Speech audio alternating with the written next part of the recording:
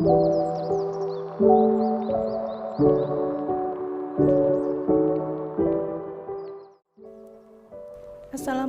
warahmatullahi wabarakatuh. Kembali lagi bersama saya Helena Feransi. Pada kesempatan kali ini kita akan membahas materi tentang laju reaksi. Adapun tujuan pembelajaran kita pada hari ini yaitu yang pertama menyebutkan pengertian dari teori tumbukan, kedua memahami energi pengaktifan dalam tumbukan efektif, yang ketiga menyebutkan pengertian laju reaksi, yang keempat memahami penentuan laju reaksi dalam suatu reaksi kimia, yang kelima memahami bentuk persamaan laju reaksi, dan yang terakhir menganalisis faktor-faktor yang mempengaruhi laju reaksi. Baik, yang pertama kita akan membahas tentang teori tumbukan dan energi aktivasi. Apa sih itu teori tumbukan? Sebelum membahas lebih lanjut, coba perhatikan gambar berikut. Lalu lintas yang padat seperti gambar sangat berpotensi menyebabkan terjadinya tabrakan ketika terjadi kepadatan jarak antar kendaraan sangat dekat. Dengan demikian, tabrakan lebih mungkin terjadi. Gambaran ini berhubungan dengan teori tumbukan. Agar kalian lebih memahami apa itu teori tumbukan, mari simak dengan baik penjelasan berikut. Yang pertama, pengertian teori tumbukan. Reaksi kimia terjadi karena partikel-partikel zat bereaksi saling bertumbukan. Zat baru dapat dihasilkan dari tumbukan yang berlangsung sempurna. Ini disebut tumbukan efektif. Partikel zat yang saling bertumbukan terkadang tidak langsung berubah menjadi zat hasil. Tumbukan tersebut terlebih dahulu membentuk suatu molekul kompleks yang disebut molekul kompleks teraktivasi. Selanjutnya kita akan membahas tentang energi aktivasi atau EA. Energi pengaktifan atau energi aktivasi adalah energi terendah yang diperlukan untuk pembentukan molekul kompleks teraktivasi sehingga reaksi dapat berlangsung. Nah, tumbukan yang menghasilkan reaksi adalah tumbukan yang antar partikelnya mempunyai energi yang lebih besar daripada pengaktifan. Coba perhatikan gambar berikut. Gambar ini merupakan grafik energi pengaktifan suatu reaksi. Reaktan dari gambar ini adalah P plus Q, sedangkan produknya adalah R plus S, dan EA ini adalah energi aktivasi. Reaksi P plus Q menjadi R dan plus S dapat terjadi jika P plus Q atau reaktannya memiliki energi aktivasi minimum. Adanya energi pengaktifan atau EA minimum memungkinkan terjadinya reaksi tumbukan yang menghasilkan energi, dengan syarat energi tumbukan pereaksi harus lebih besar daripada EA. Jadi kesimpulannya, semakin kecil energi aktivasi, maka semakin cepat reaksi dapat berlangsung. Selanjutnya kita akan membahas tentang laju reaksi. Yang pertama ada pengertian laju reaksi. Laju reaksi menyatakan ukuran seberapa cepat atau lambat suatu reaksi berlangsung. Ditinjau dari waktu berlangsungnya, reaksi kimia itu dibagi menjadi dua. Yang pertama ada reaksi yang berlangsung lambat dan reaksi yang berlangsung cepat. Coba perhatikan gambar berikut. Proses peragian tempe memerlukan proses yang lama, sehingga reaksi kimia tersebut termasuk reaksi yang berlangsung lambat. Sedangkan gambar berikutnya adalah korek kayu yang dibakar. Korek kayu yang dibakar ini memerlukan proses yang cepat, sehingga reaksi kimia tersebut termasuk reaksi yang berlangsung cepat.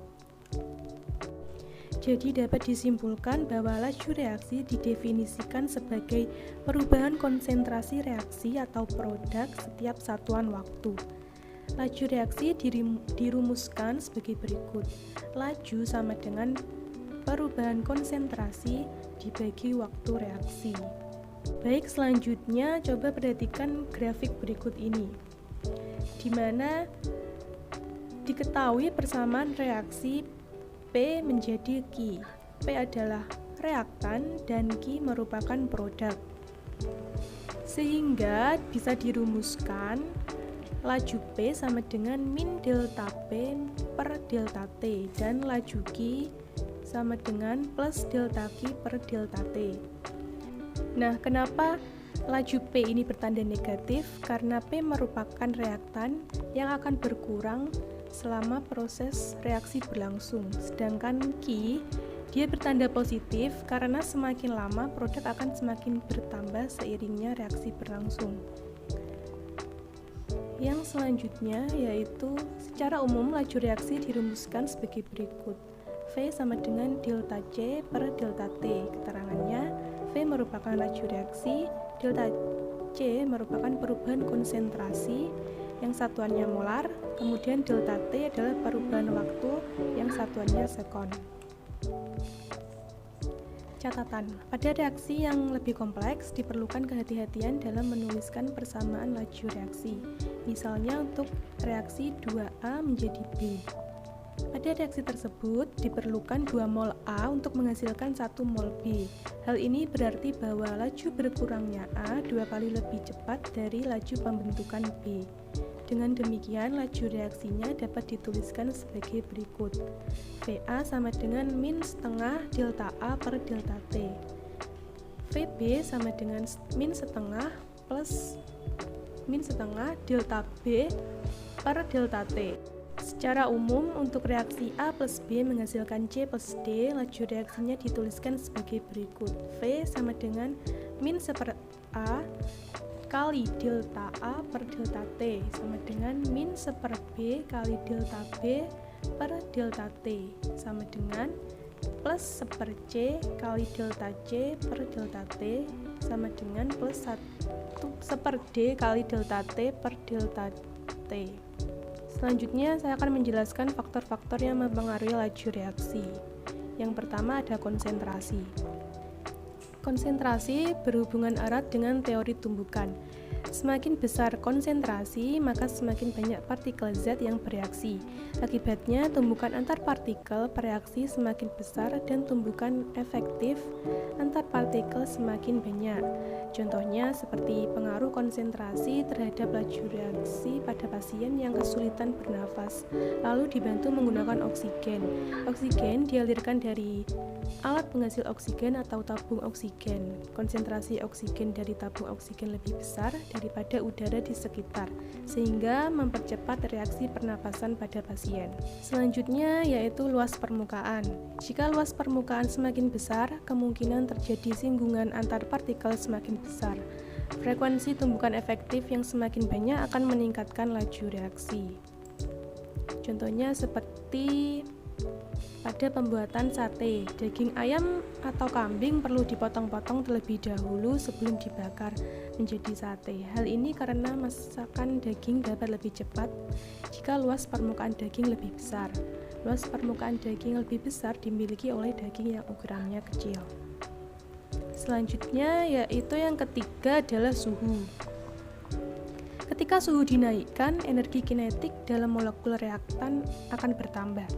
Energi kinetik yang tinggi mengakibatkan gerakan antar molekul semakin cepat dan acak. Akibatnya, frekuensi tumbukan yang terjadi semakin besar dan tumbukan efektif juga semakin banyak sehingga reaksi secara cepat dapat berlangsung. Contoh dari pengaruh suhu terhadap laju reaksi yaitu seperti ketika sayuran dan buah-buahan disimpan dalam lemari es. Karena suhu benda dapat memperkecil reaksi pembusukan sehingga sayuran dan buah-buahan dapat bertahan lebih lama. Faktor yang mempengaruhi laju reaksi yang terakhir adalah katalis. Katalis adalah zat yang dapat mempercepat laju reaksi tanpa mengalami perubahan kimia secara kekal atau permanen sehingga pada akhir reaksi zat tersebut dapat diperoleh kembali.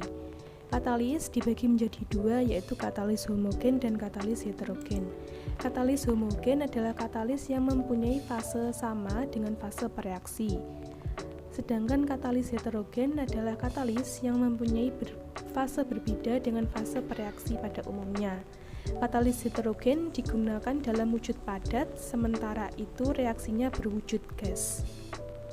Berikut ada beberapa contoh soal mengenai materi laju reaksi. Yang pertama yaitu laju reaksi A plus B menjadi AB dapat dinyatakan sebagai A. Penambahan konsentrasi A tiap satuan waktu, B. Penambahan konsentrasi B tiap satuan waktu, C. Penambahan konsentrasi AB tiap satuan waktu. D. Penambahan konsentrasi A dan B tiap satuan waktu. E. Penambahan konsentrasi A, B, dan AB tiap satuan waktu. Nah, jawaban dari soal ini adalah C. Alasannya, karena A dan B merupakan reaktan sehingga akan mengalami pengurangan tiap satuan waktu. Sedangkan AB merupakan produk dari reaktan sehingga akan terus bertambah tiap satuan waktu.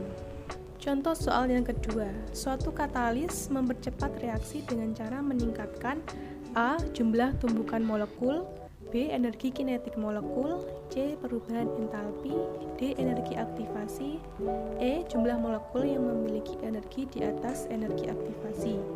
Jawaban dari soal ini yang benar adalah E. Pembahasannya, jumlah molekul yang memiliki energi di atas energi aktivasi dan menurunkan energi aktivasi sehingga reaksi dapat terjadi lebih cepat. Contoh soal yang terakhir. Diketahui persamaan reaksi A plus 3B menghasilkan 2C plus 2D. Molaritas B mula-mula 0,9986 molar dan dalam waktu 13,2 menit molaritas B berubah menjadi 0,9746 molar. Pertanyaannya, berapa kecepatan reaksi rata-rata selama waktu tersebut dalam molar per detik? Pilihan jawabannya yang A 1,01 kali 10 pangkat min 5, B 1,01 kali 10 pangkat min 4, C 1,01 kali 10 pangkat min 3, D 2,01 kali 10 pangkat min 5, dan E 2,01 kali 10 pangkat min 4. Nah, jawaban yang benar dari soal ini adalah A. Berikut pembahasannya. Yang pertama, molaritas B berubah selama reaksi berlangsung 13,2 menit dapat dihitung sebagai berikut. Perubahan konsentrasi B sama dengan 0,9746 molar dikurangi 0,9986 molar, menghasilkan negatif 0,0240 molar. Sedangkan delta T sama dengan 13,2 menit. Kecepatan reaksi sama dengan min sepertiga kali perubahan konsentrasi B per perubahan waktu atau delta T sama dengan min sepertiga kali min 0,0240 molar per 13,2 menit sama dengan 6,06 kali 10 pangkat 4 molar per menit. Karena kecepatan reaksi dalam molar per detik, maka kita harus mengubah menit ke detik. Sehingga kecepatan reaksinya sama dengan 6,06 kali 10 pangkat min 4 dikali 1 per 60 menghasilkan 1,01 kali 10 pangkat min 5 molar per detik. Jadi kesimpulannya kecepatan reaksinya sebesar 1,01 kali 10 pangkat min 5 molar per detik. Sekian penjelasan dari saya. Apabila ada pertanyaan dapat dituliskan di kolom komentar. Wassalamualaikum warahmatullahi wabarakatuh.